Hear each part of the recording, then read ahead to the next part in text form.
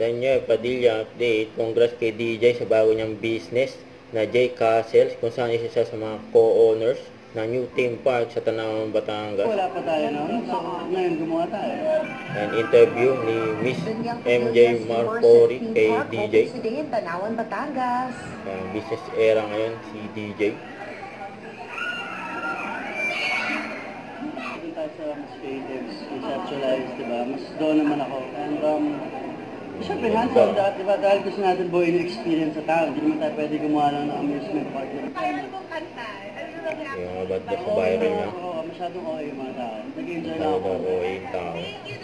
Nag-enjoy lang daw si DJ.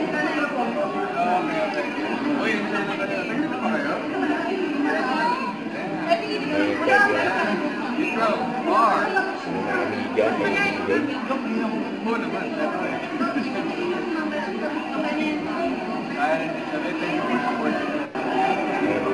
Pinagpaguluhan nga si DJ, ang dami gusto magpa-picture.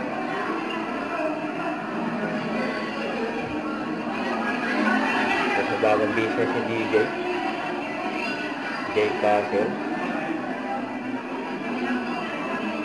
Dami gusto magpa-picture. Guys, Daniel Padilla. May kainan din. May playground siyempre.